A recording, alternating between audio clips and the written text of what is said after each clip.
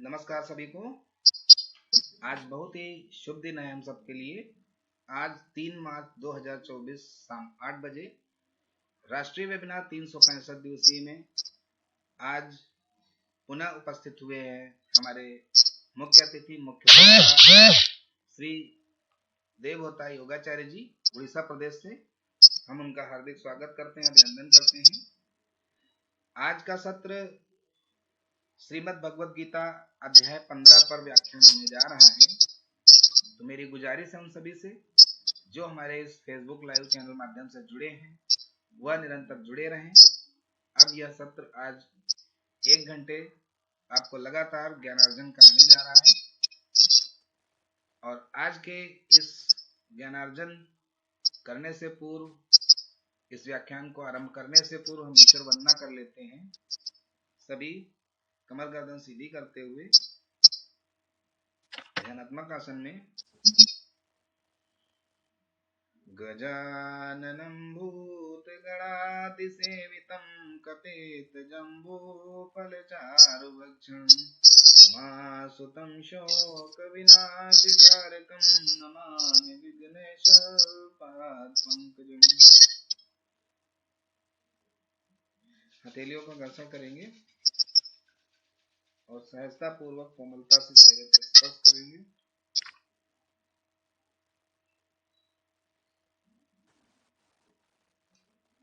आज का सत्र श्रीमद् भगवद गीता अध्याय 15 पर व्याख्यान करने जा रहे हैं हमारे श्री देवहोता योगाचार्य जी उड़ीसा प्रदेश से हैं और फाउंडर हैं सेंटर फॉर योग साइंस। और कई बार यानी ये कह लीजिए कि आज अध्याय 15 है श्रीमद् भगवद गीता से, तो ये पहले से प्रथम अध्याय से लेकर 14वें अध्याय तक का समापन हो चुका है। आज पुनः उपस्थित हुए हैं तो मैं पुनः उनका अभिनंदन करता हूं और आमंत्रित करता हूं कि वो आए और आज के अध्याय का व्याख्यान आरंभ करें। धन्यवाद जी सर।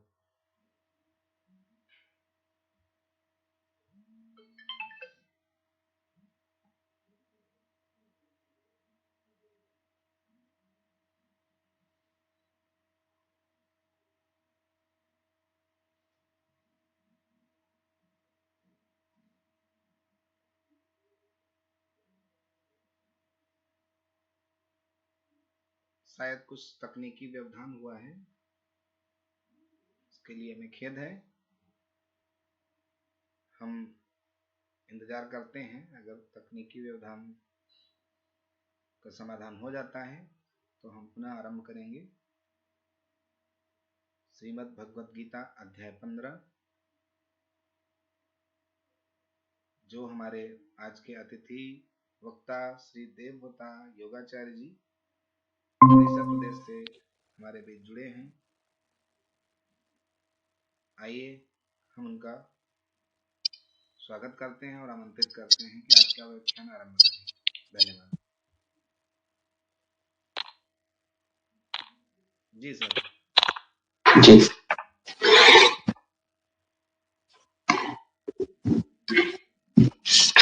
बहुत धन्यवाद। ये ऋषिकुल योगपीठ के इस प्लेटफॉर्म में हम लोग भगवत गीता का हर एक अध्याय के ऊपर विस्तार से भगवान श्री कृष्ण का जो ज्ञान है, जो ज्ञान का गीत वो अर्जुन को सुनाए हैं, वो गीत हम लोग दोहरा रहे हैं। और इस श्रृंखला में हम लोग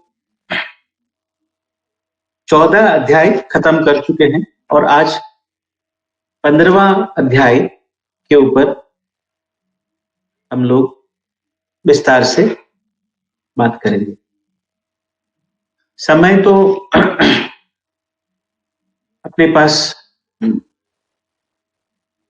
आधा घंटा 45 मिनट का रहता है। तो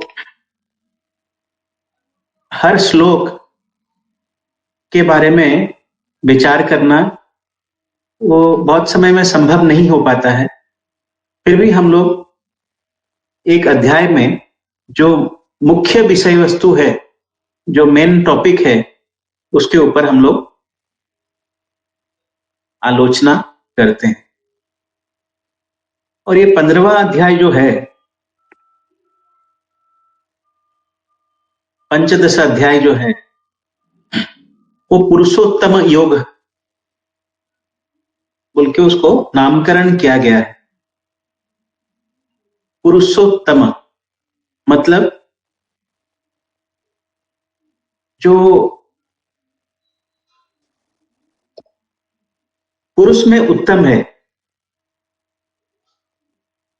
उसका योग। पुरुष में उत्तम कौन है? ब्रह्म ही पुरुष से उत्तम है। तो इसमें हम लोग ब्रह्म के बारे में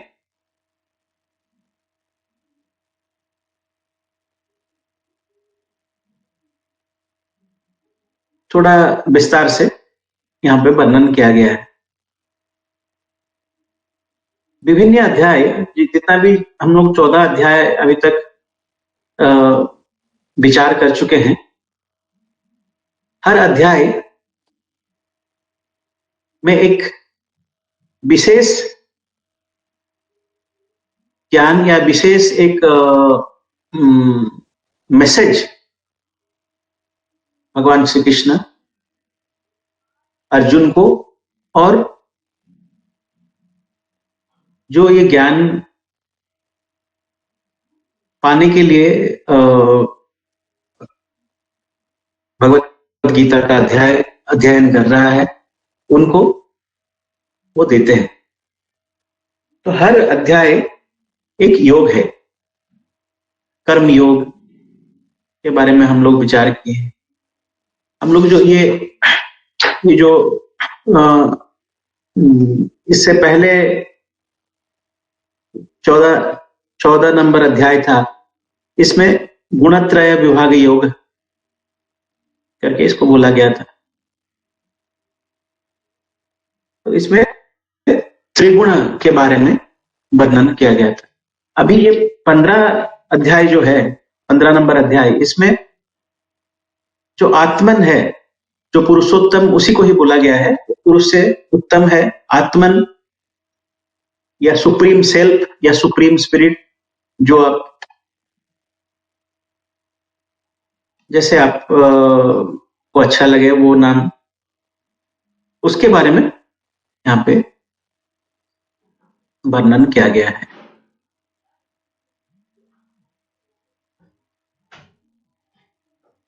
देखिए, ये जो ईश्वरीय ज्ञान है, जो भगवत ज्ञान है, या जो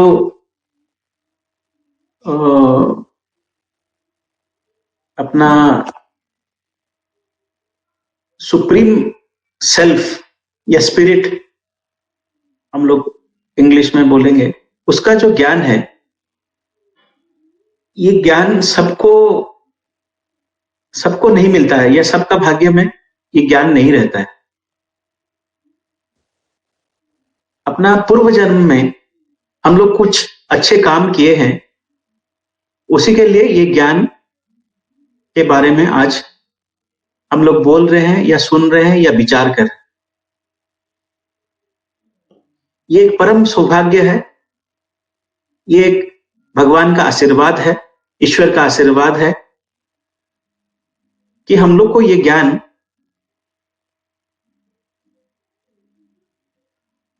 के बारे में चर्चा करने का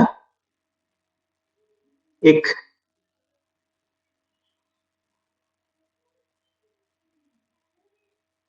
आशीर्वाद अपने को भगवान से मिला है। तो इसमें जो सुप्रीम स्पिरिट या पुरुषोत्तम जिसको बोला गया है, वो क्या है? अपना जो अद्वैतवाद है या अद्वैत फिलॉसफी जो है,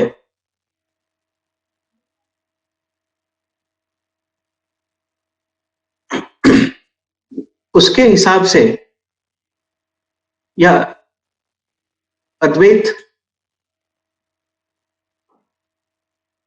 फिलॉसफी का जो मूल तत्व है वो ये है कि सारा संसार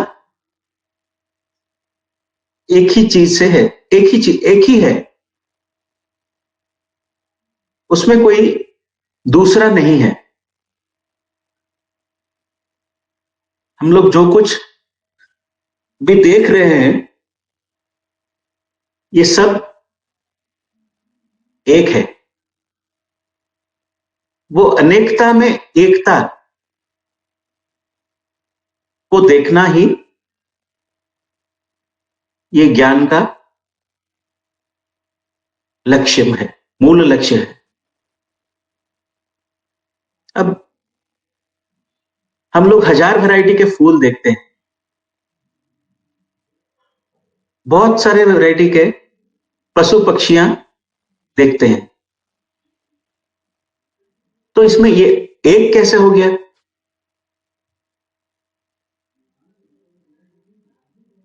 तो इसको वर्णन करते हुए बताया जाता है कि जितने भी पशु पक्षी वृक्ष लता आदि हम लोग देखते हैं, ये एक ही सुप्रीम सोल या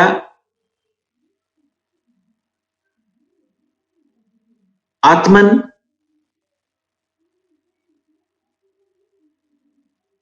का ही अलग अलग रूप है, डिफरेंट मैनिफेस्टेशन है, अलग अलग रूप से वो मैनिफेस्ट हुआ है।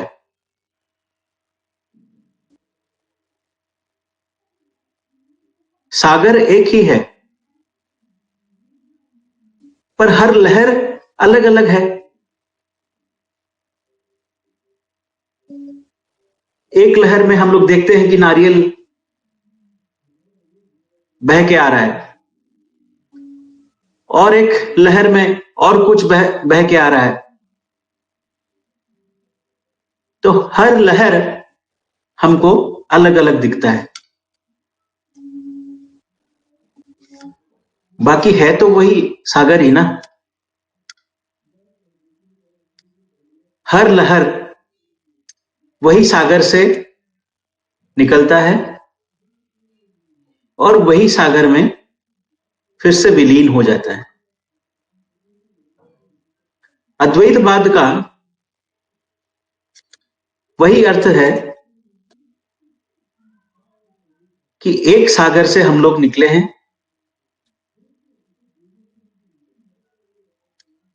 और वही एक सागर में हम लोग विलीन हो जाएंगे।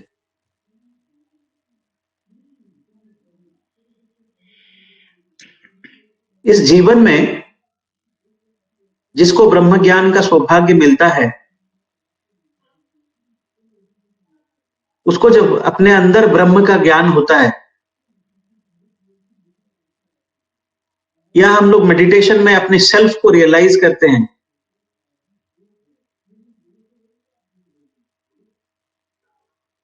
वही सेल्फ, वही ब्रह्म जो अपने शरीर से अलग है, मन से अलग है, ज्ञान से अलग है,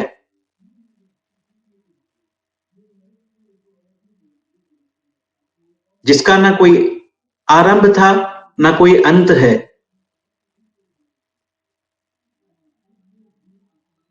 अपने अंदर एक सत्ता ऐसा भी है जो अपना शरीर से अलग है। जो लोग ध्यान करते हैं उनको धीरे धीरे ये ज्ञान होता है जो सही सही मतलब जो सेल्फ रियलाइजेशन या ब्रह्म ज्ञान के लिए जो ध्यान करते हैं उनको ये धीरे धीरे मालूम चलता है कि एक ऐसा सत्ता हम लोग के अंदर है या हम में है जो ये शरीर से परे है, शरीर से अलग है, ना वो मन है, ना वो अपना ज्ञान है, वो एक अलग ही सत्ता है।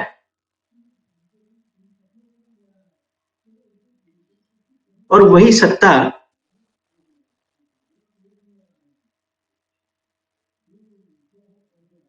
मेरे अंदर जो सत्ता है, मेरे अंदर जो ब्रह्मन है, आपके अंदर भी वही ब्रह्मन है, अपने अंदर जो ब्रह्मन है, पशु के अंदर भी वही ब्रह्मन है, एक वृक्ष के अंदर भी वही ब्रह्मन है, और जितने भी जड़ वस्तुएं हम लोग देखते हैं उसके अंदर भी वही ब्रह्मन है।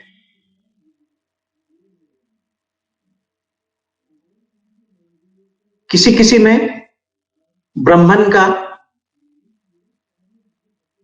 जो मैनिफेस्टेशन है वो बहुत ज्यादा है, किसी में उससे थोड़ा कम है, किसी में पूरा कम है, परंतु है।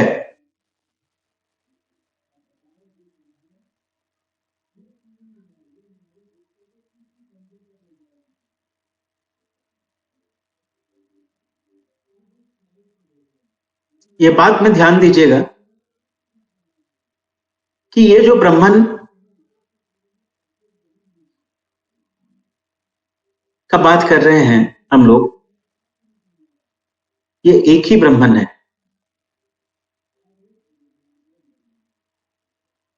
सबके अंदर वही ब्रह्मन, एक ही ब्रह्मन सबके अंदर है।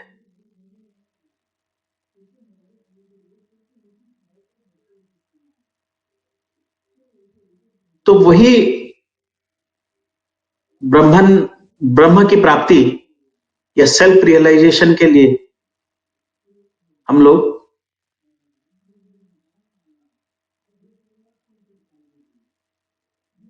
ये जो स्पिरिचुअल पाथ है इसमें जाते हैं। और हम लोग का भारतीय संस्कृति में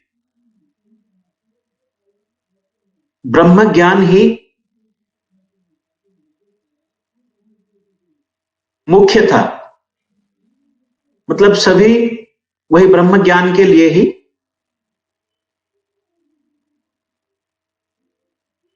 ब्रह्म ज्ञान की प्राप्ति के लिए ही सब आगे बढ़ रहे थे।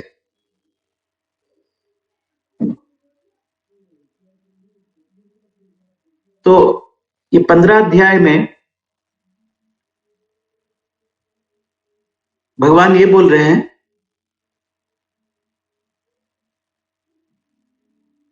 कि वो ब्रह्मन का जो स्वरूप है वो क्या है।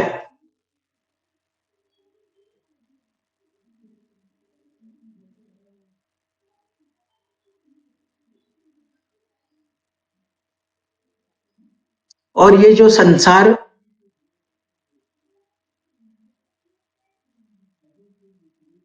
एक सांसारिक जीवन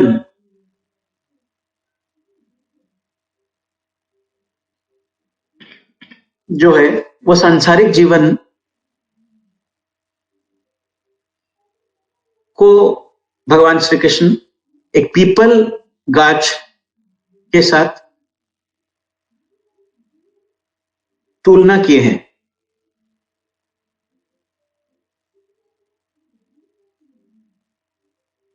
और वैराग्य भाव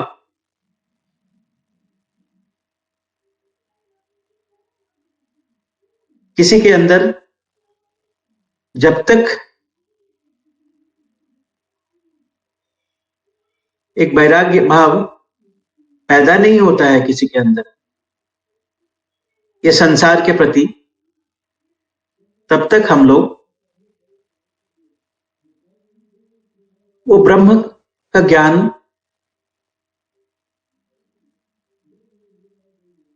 वो ब्रह्म का ज्ञान हम लोग ले हो नहीं पाता है हम लोग के अंदर।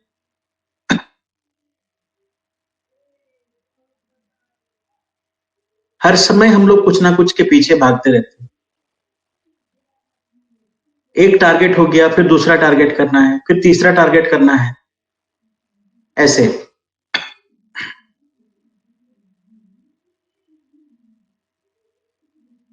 वो बुद्धिस्ट लोग एक मेडिटेशन करते हैं। वो मेडिटेशन को बोला वो रुकना मेडिटेशन या रुकना ध्यान बोलते हैं, स्टॉपिंग मेडिटेशन। उसमें क्या होता है कि हम लोग जो ये हर समय एक दौड़ लगा रहता है, शरीर तो भागता है ही और उससे तेज मन भागता है। शरीर एक नंबर काम में है, बाकी मन 10 तक पहुंच गया है, 1 2 3 4 5 6 7 8 ऐसे। तो शरीर और मन में एक लय नहीं रहता है।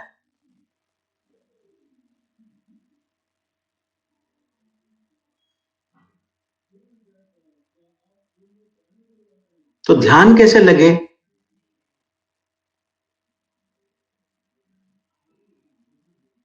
ये जो सच्चाई है उसको हम लोग समझे कैसे?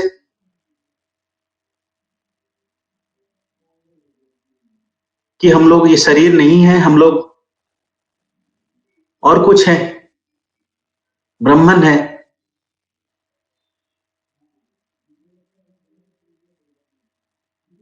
ये नहीं हो पाता है क्योंकि हम लोग हर समय कुछ ना कुछ के पीछे भागते रहते हैं।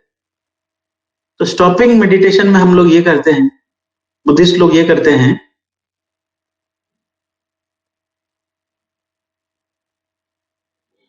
कि वो सब कुछ एक पॉज पे ले आते हैं। आप म्यूजिक सिस्टम चलाते हैं तो पॉज बटन रहता है ना, वैसे ही एक पॉज बटन वो दबा देते हैं। कुछ समय निकाल के 10 मिनट 5 मिनट वो पॉज बटन दबा दिए।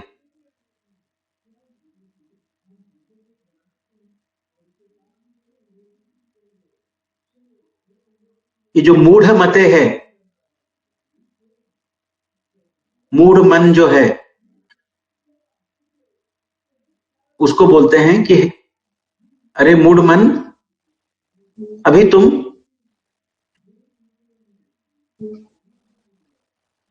भागना बंद करके थोड़ा देर आराम से बैठ जाओ।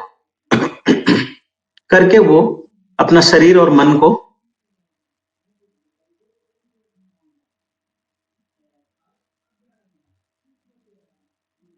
जो प्रेजेंट मोमेंट में ले आते हैं।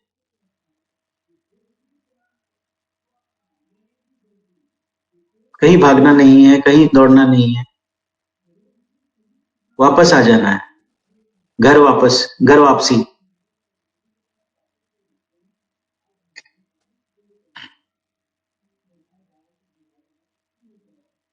जब तक घर वापसी नहीं होता है, जब तक हम लोग के अंदर एक वैराग्य भाव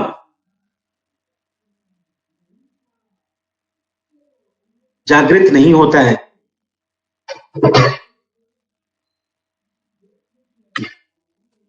और जब तक हम लोग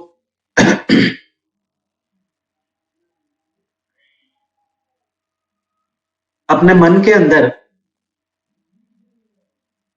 जो प्यास है उसको स्थिर नहीं कर देते हैं,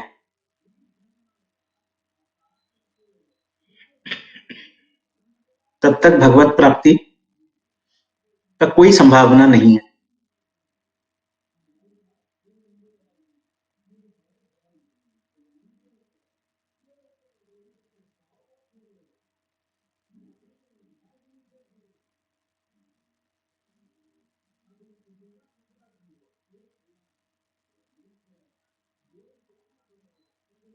ब्रह्मन जो है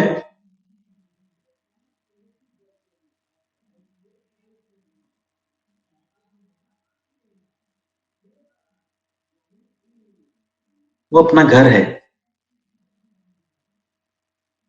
जब हम लोग सांसारिक वस्तुओं से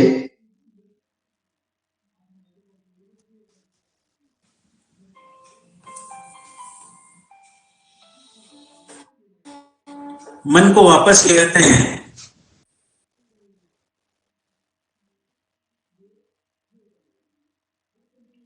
तभी हम लोग परम शांति का अनुभव कर सकते हैं। वही ब्रह्मन सब कुछ का मूल वही है, उसी में से सब कुछ पैदा हुआ है।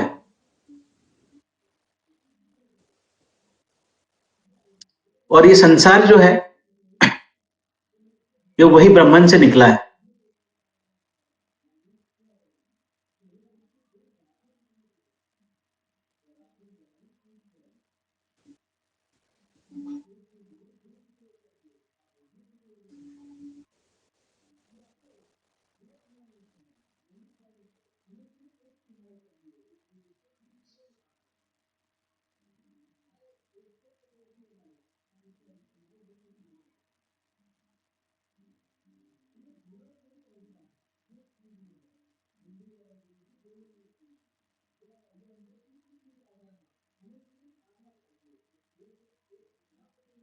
अब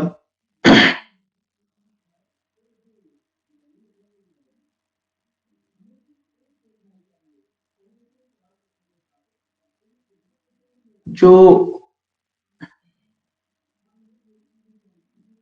धर्म है मनुष्य का,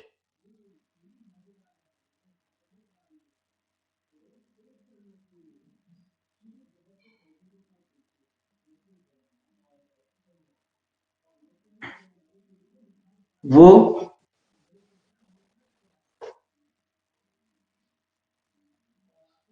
हमारे जीवन में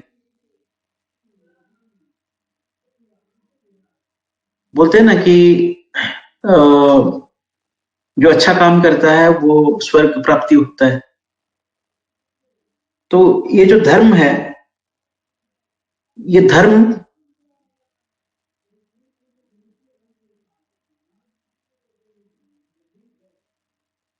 अपना हम लोग जब मनुष्य अपना धर्म सही तरीका से निभाता है, तब वो उसको स्वर्ग प्राप्ति होता है।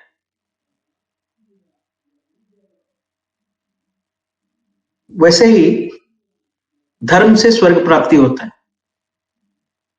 और वैराग्य भाव से उससे भी परे, स्वर्ग से भी मधुर एक अवस्था है, या एक जगह है, या एक एक्सपीरियंस है, जो कि ब्रह्म ज्ञान का एक्सपीरियंस है।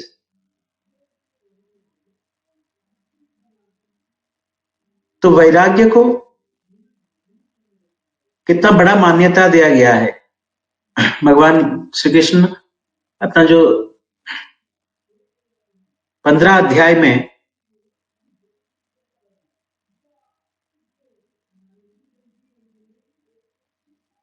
वही बता रहे हैं कि जो वैराग्य भाव है वो हर मनुष्य के अंदर होना जरूरी है।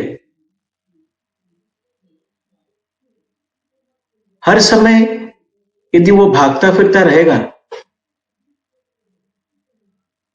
तो वो परम शांति का अनुभव कभी नहीं कर पाए।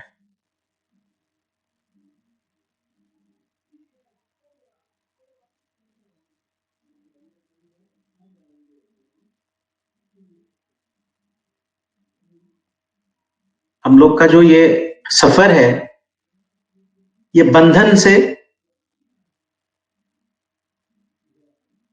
बॉन्डेज से फ्रीडम का सफर है। हर चीज में हम लोग बंधे हुए हैं।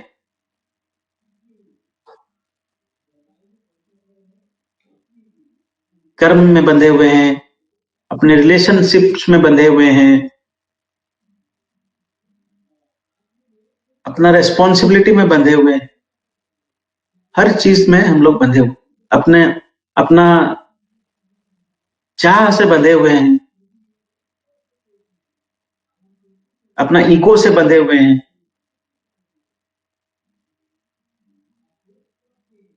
जब तक हम लोग ये जो बंधन है ये सबको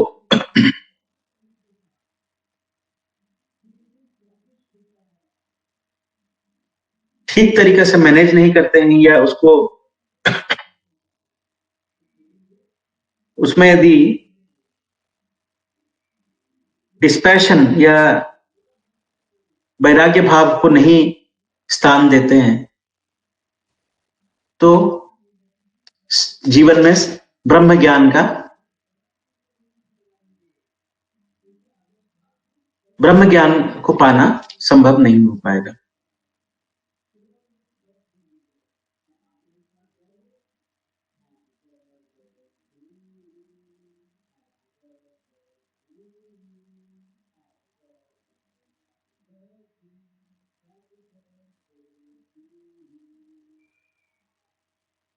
जब तक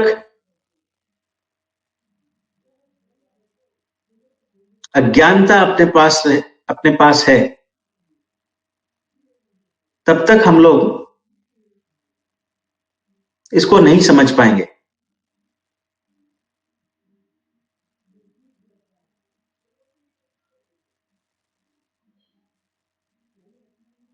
और ये अज्ञानता कैसे कटेगा? वो वैराग्य भाव से ही कटेगा। वैराग्य भाव आने के बाद जब हम लोग ये जो अटैचमेंट्स है या बॉन्डेज है, उससे जब हम लोग बाहर निकलते हैं, तभी जाके हम लोग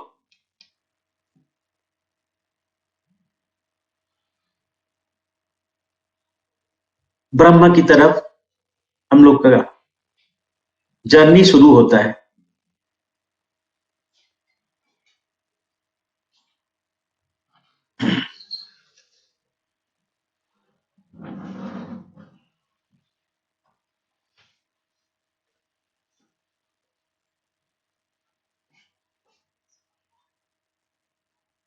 जब हम लोग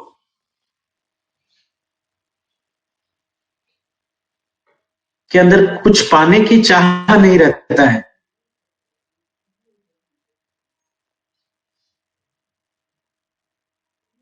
कुछ करने का चाह खत्म हो जाता है,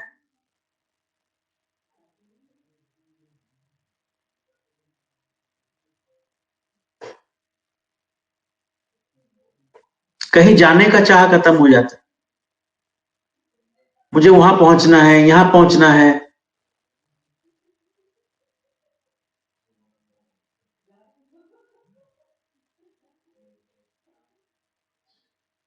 तभी जाके हम इस अनोखी मुहूर्त में, ये अभी का समय में, नाव में हम लोग लौट आते हैं।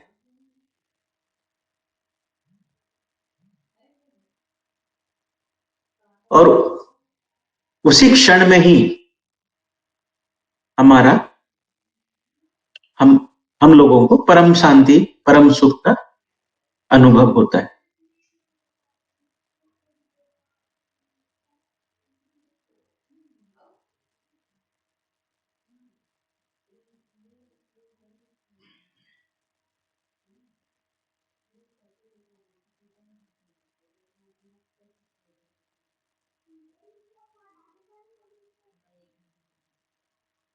और वो जो ब्रह्मन है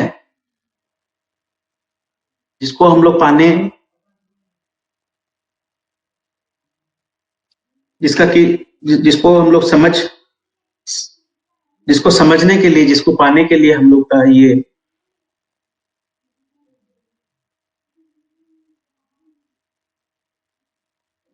योग के मार्ग में हम लोग जाते हैं,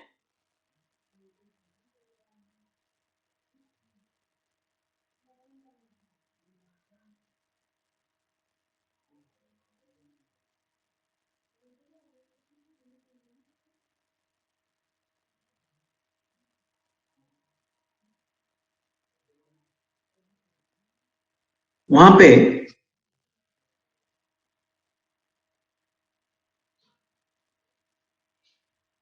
वो ब्रह्म जो है वो किसी से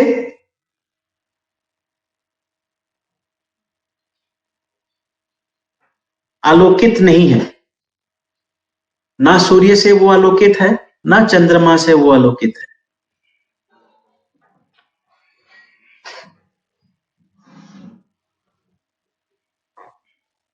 ना ही अग्नि से आलोकित है। ये सूर्य, चंद्र, तारा और ये जो सारा जगत है, यूनिवर्स है, उससे पहले भी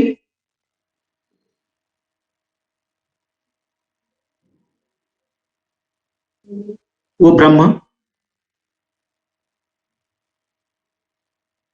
था। और जब ये खत्म हो जाएगा सब कुछ, तब भी वो ब्रह्म रहेगा। सब कुछ जो है वो ब्रह्म के अंदर है और सब ब्रह्म में समाहित है। ब्रह्म से परे कुछ है नहीं।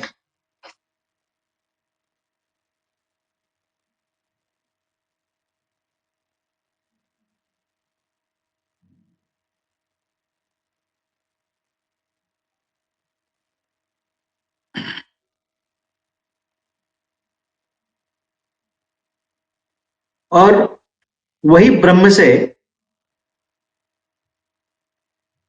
जो सुप्रीम सोल है या सुप्रीम ब्रह्मन है, भगवान बोलते हैं कि उसका उसका एक कण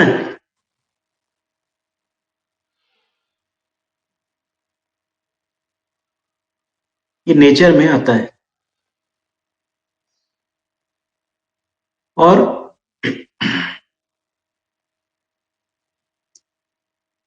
5 इंद्रियां, मन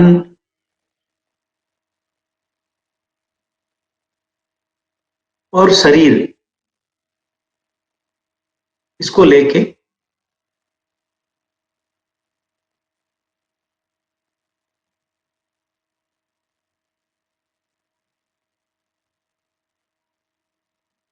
एक जीव का जन्म होता है।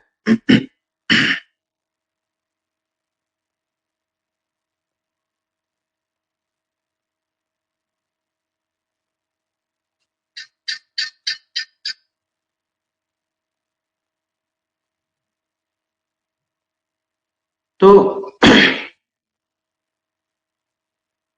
जैसे एक सूर्य का किरण जल में गिरता है,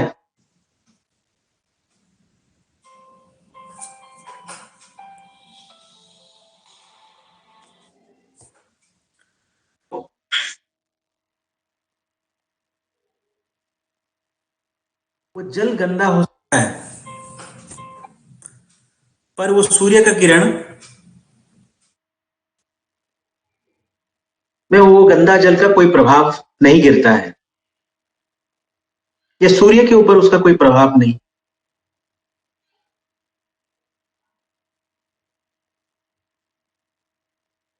एक स्फटिक आप ले लीजिए, वो स्फटिक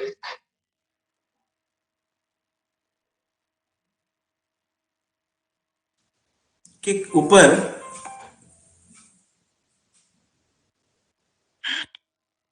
यदि आप कोई लाल कपड़ा के पास आप ले आए या कोई लाल फूल के पास आप उसको स्फटिक को ले आएंगे, तो वो स्फटिक लाल दिखता है।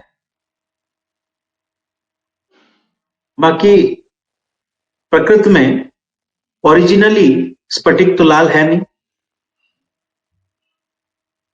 वैसे ही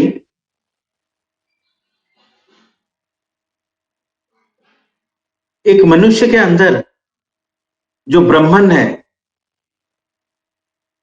वो मनुष्य का कर्म से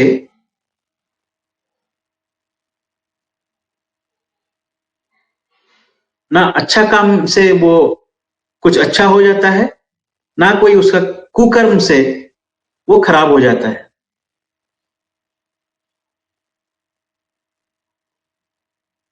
तो ब्रह्मन एक स्फटिक या एक सूर्य के किरण के साथ यहां पे उसका तुलना किया गया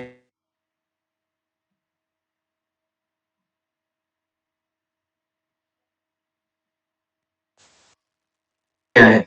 जैसे एक स्फटिक या सूर्य, वो जहां पे भी, जैसे जो जगह में वो सूर्य का किरण गिरता है, उससे वो कैसा भी हो, वो पानी गंदा हो अच्छा हो जैसे भी हो, उससे सूर्य नहीं गंदा हो जाता है। या स्फटिक में जो लाल कपड़ा हम लोग उसके पास में लाते हैं, उससे वो लाल दिखता है, बाकी वो ओरिजिनली लाल नहीं है। वैसे ही एक मनुष्य के अंदर, एक शरीर के अंदर, या शरीर को चलाने वाला एक, वैसे ही ब्रह्मन का किरण है। बाकी वो मनुष्य का या वो पशु का कुकर्म से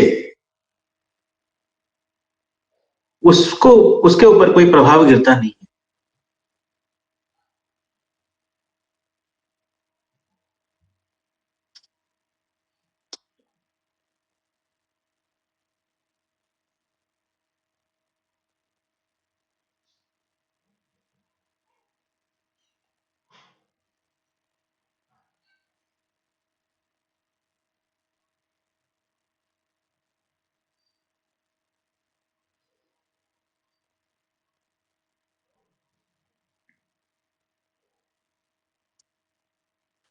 अब जैसे इसमें ये श्लोक में भगवान वर्णन किए कैसे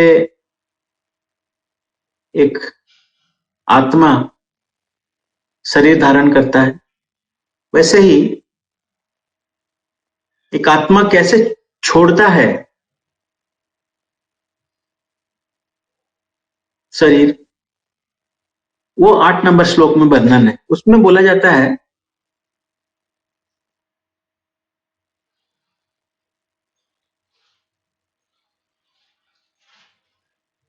जैसे हवा अपने साथ, जहां पे वो हवा है, पकड़ लीजिए एक बाग में है, वो बाग में फूल खिले हैं, फूल का जो सुंदर सेंट है वो हवा के साथ बह जाता है।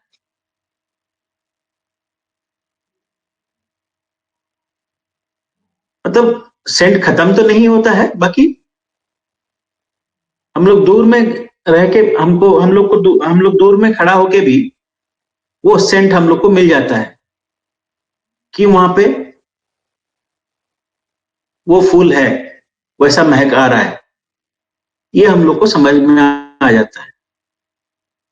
रजनीगंधा फूल दूर में है, बाकी वो हवा उसका सेंट को हम लोग के पास पहुंचाया है। तो जैसे ही हवा से वो फूल का सेंट बह के चला जाता है,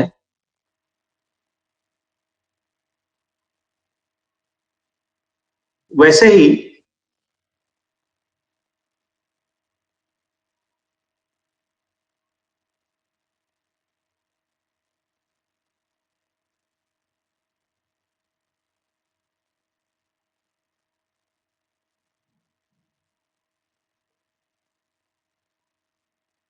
जब एक आत्मा शरीर छोड़ता है, तब वो इंद्रियां और मन को वो साथ में लेके चला जाता है।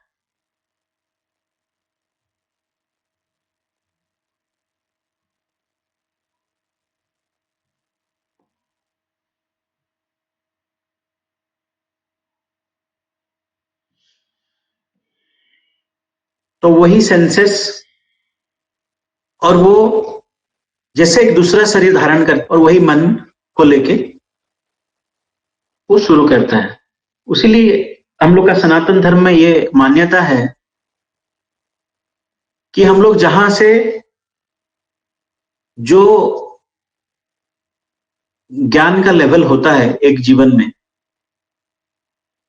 उसका दूसरा जो लाइफ है, वो दूसरा लाइफ में जहां पे हम लोग खत्म किए हैं वहीं से शुरू करते हैं।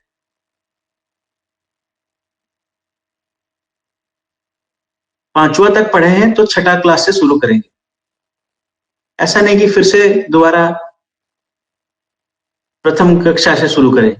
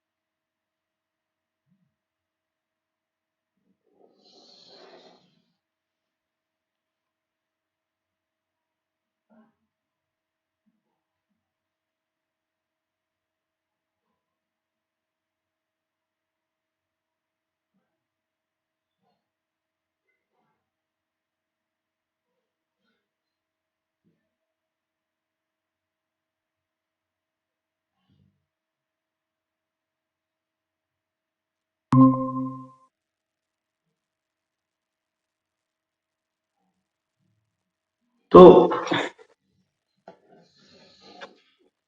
वो जो अपने अंदर जो सूक्ष्म शरीर है,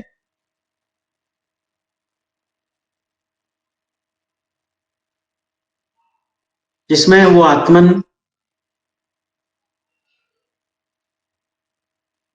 बैठा हुआ है, वो सूक्ष्म शरीर जो पांच इंद्रियां हैं उसको लेके उसी के माध्यम से ये जगत को अनुभव करता है। या जो भी ज्ञान बाह्य ज्ञान जो भी वो लेता है, ये 5 इंद्रिय से लेता है। कोई ज्ञान हम लोग कैसे ले पाएंगे? एक चक्षु से देखेंगे या कोई अपना कान से सुनेंगे, तब ना कोई, तब वैसे ही हम लोग कुछ ज्ञान ले पाएंगे। तो ये जो पंचेंद्रिय हैं, इसके बिना एक सूक्ष्म शरीर ज्ञान कैसे ले?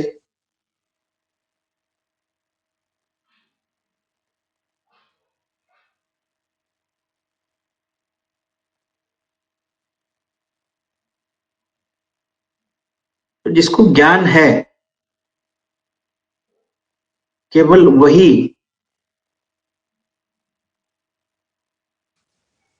भगवत ज्ञान जिसको हो जाता है,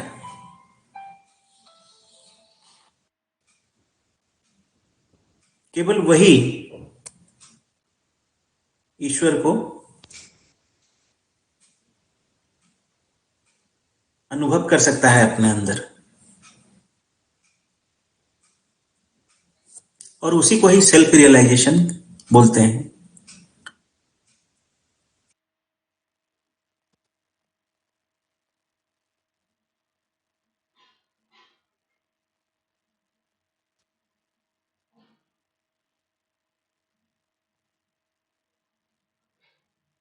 कठोपनिषद में नचिकेता को यम,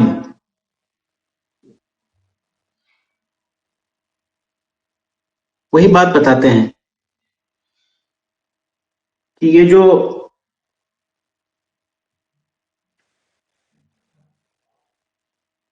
5 इंद्रियां हैं, जो कि हर वक्त 5, मतलब वो बहिर्मुखी है 5 इंद्रियां,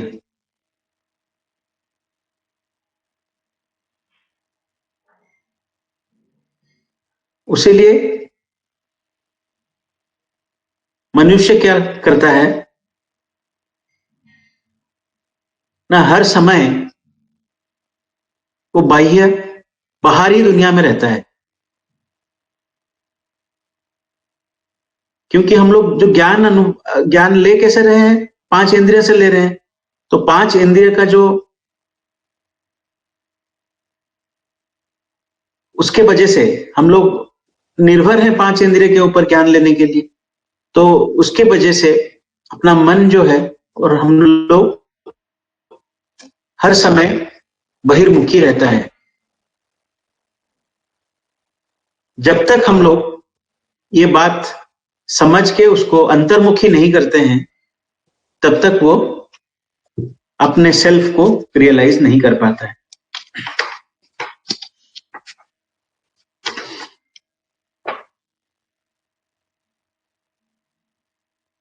फिर एक बहुत इंपॉर्टेंट श्लोक है,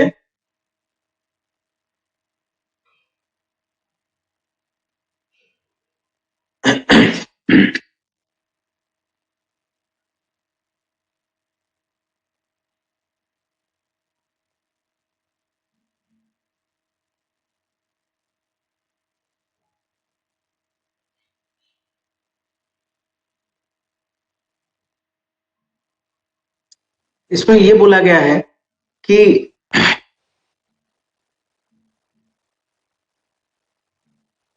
दो पुरुष इस संसार में हैं। एक तो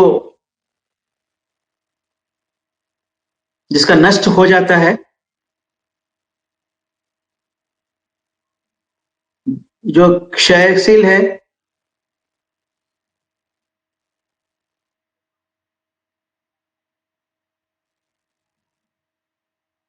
और जो अक्षय है, अक्षरा बोल के बोला गया है, मतलब जिसका क्षय नहीं होता है। तो ये जो शरीर है, ये जो माया का शरीर है, वो माया का शरीर क्षयशील है, और अक्षय जो है वो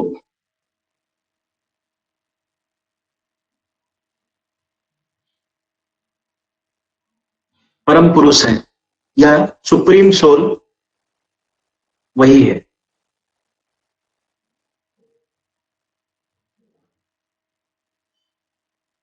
और वही परम पुरुष तीनों लोक में फैला हुआ है और तीनों लोक वही परम पुरुष के अंदर हैं।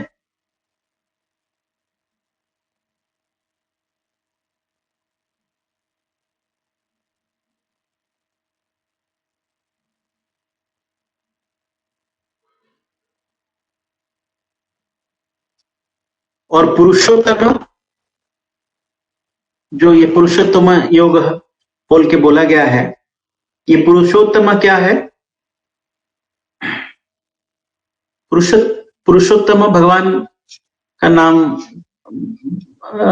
श्री राम को हम लोग पुरुषोत्तम बोलते हैं, भगवान को पुरुषोत्तम बोलते हैं।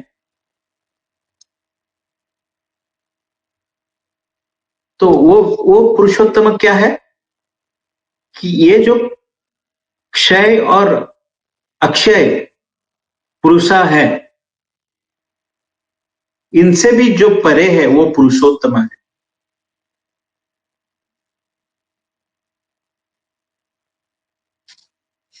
उन्हीं को पुरुषोत्तम बोला गया है वेद में।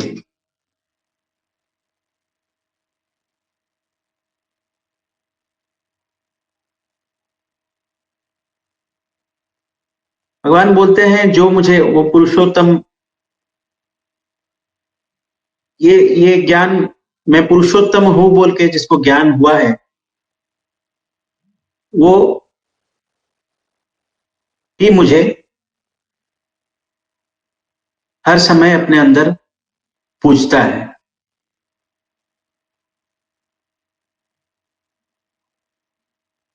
वही पुरुषोत्तम का जो ज्ञान है, वो जब किसी को हो जाता है तो उसको हम लोग ज्ञानी बोलते हैं।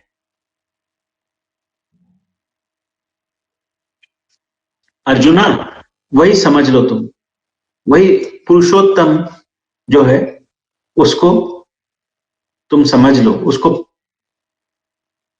उसका ज्ञान ले लो।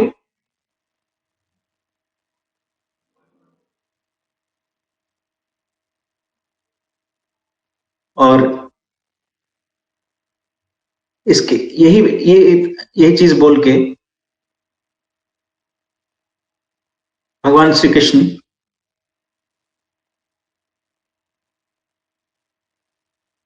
जो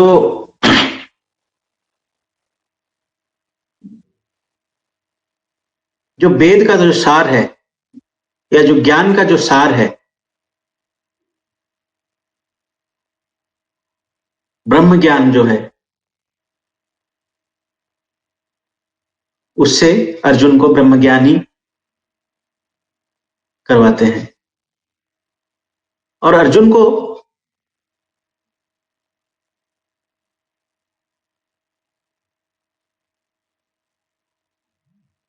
ये बोलते हैं कि ये जो वेद का ज्ञान ऋषि मुनि लोगों के पास है, उसका, वो वेद का जो, वेद ज्ञान का जो मक्खन है वो मैं हूं। वेद का पाठ करके, वेद का ज्ञान लेके ऋषि मुनि मुझे जानते हैं कि मैं पुरुषोत्तम हूं, या वो जो दो पुरुष के बारे में, एक क्षयशील और एक अक्षय पुरुष के बारे में बताए, उससे भी परे हैं, उसीलिए उनको पुरुषोत्तम बोला गया है। पुरुषा से परे या पुरुषा से उत्तम।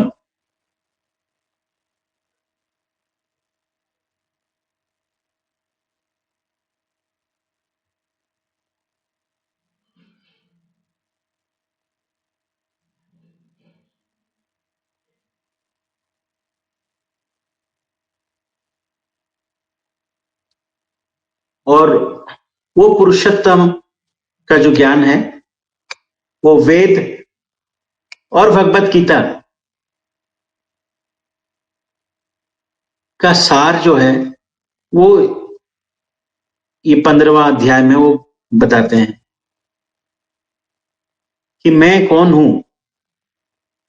वो जो बताते हैं वो 15वां अध्याय में वो बताते हैं लॉर्ड श्री कृष्ण कि मैं पुरुषोत्तम हूं और वो पुरुषोत्तम का ज्ञान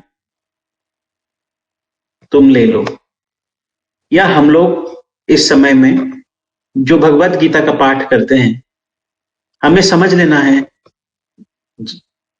वो ज्ञान लेना है कि पुरुषोत्तम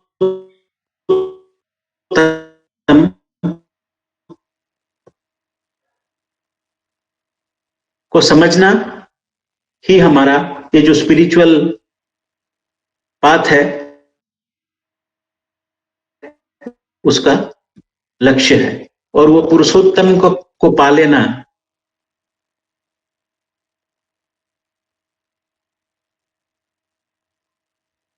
वही भगवान को पा लेना, पुरुषोत्तम का ज्ञान हो जाना भगवान को पा लेने का समान होता है। ये समझा के भगवान श्री कृष्ण ये 15वां अध्याय को विराम देते हैं। धन्यवाद।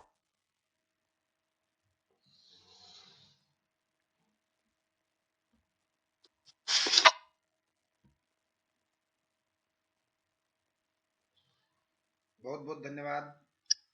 आज का यह बहुत ही ज्ञानवर्धक रहा श्रीमद् भगवद गीता अध्याय 15, जिसका व्याख्यान हमारे आज के मुख्य अतिथि मुख्य वक्ता श्री तेज गोसा योगाचार्य जी द्वारा किया गया। मैं तहे दिल से हार्दिक धन्यवाद। और आज के इस सत्र को यहीं पर विराम दिया जाएगा। उससे पूर्व हम शांति पाठ करेंगे। आइए सभी कमर गर्दन सीधी करते हुए ध्यान में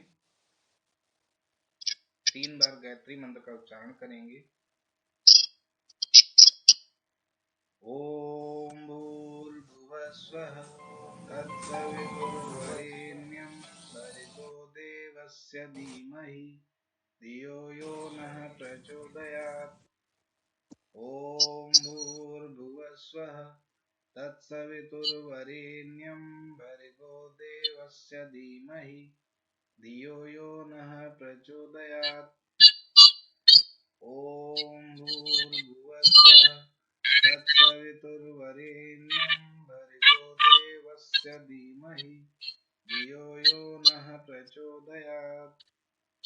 ओम शांति शांति शांति। हथेलियों का घर्षण करेंगे, कोमलता से चेहरे पर स्पर्श करेंगे।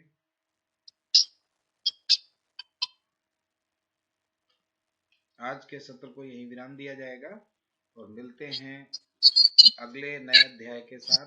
तब तक के लिए आज के इस सत्र को यहीं पर विराम देंगे। जय श्री कृष्ण। सभी को मिलते हैं।